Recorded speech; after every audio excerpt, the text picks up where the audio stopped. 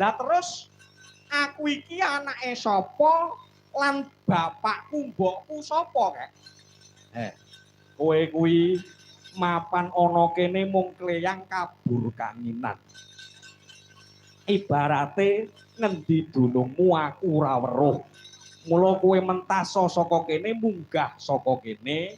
Lah neng dhuwur kae jenenge Kayangan Suralaya. Kayangan ya Suralaya. Terus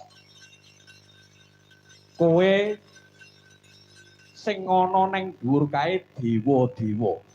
Lah banjur kowe takono sapa sing ngukir jiwa ragamu? Sapa wong tuamu lanang, sapa wong tuamu madon? Takon menyang dewa. Iya. Yen dewane ora ngerti piye kek, dijotosi cangkeme ngono wae. Dewa iki dijotosi? Iya, jotosi ngono wae. Wis, didugangi sakarepmu nggonmu ngajar. Ning ya kuwi aja omong-omong nek sing ngakon aku, ngono ya. Loh, lah kakek Semar, aku tak delik sing rada adoh kono. Ning yen nganti kowe ngomong-ngomong sing ngakon aku, wah kowe dhewe sing tak dito iki. Ngono kek? Iya. Dadi aku takon menyang dewa, Yen dewane ora ngerti, jotosi wae. Ya, mangkat aku kek.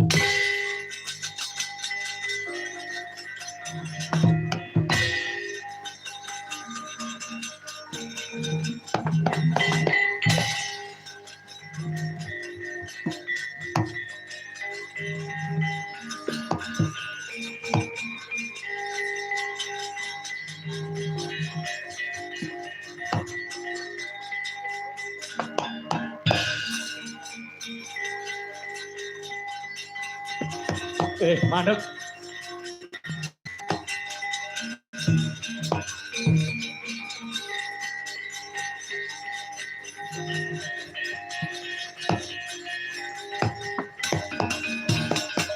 Hong ilahing, sapa iki? Nggawa badan wadak munggah menyang kayangan. Aku Bambang Wisanggeni. Ana parigawe apa? Aku goleki wong tuaku lanang sapa, wong tuaku wadon sapa?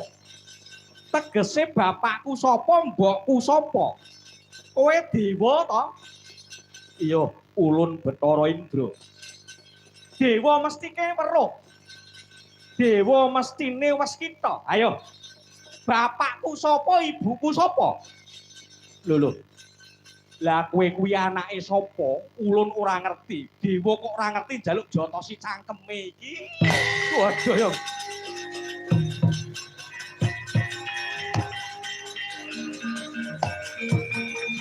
Waduh.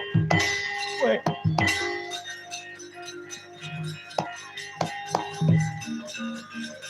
Weh. Ah. Oh.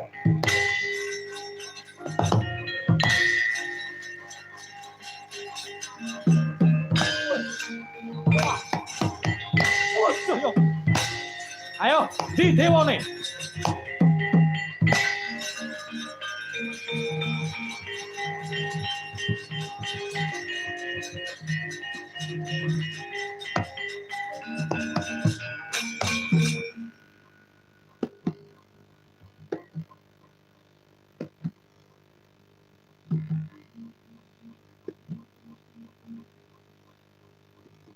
Iki kok ana dewa ngantuk. Yamene kok ngantuk. Kayak ngono kok jaluk bayarane tambah. Dewa kok yaene ngantuk apa bar karaoke kok piye? Mbah, tangi Mbah. Apa? Eneng apa, Le? Sampeyan kok yamene ngantuk, bladekan, Le. Bladekan. Iya. Sampeyan sapa, Mbah? Ulun genah dewa ngantek baguse kaya ngene kae. Dewa? Iya. Kowe ngerti bapakku, mbokku apa ora, Mbah? Piye? Kowe ngerti pakku, mbokku apa ora? Lah mbok sumpah aku ora tau demen ibu mbokmu aku ki. Demeni piye to kok blidur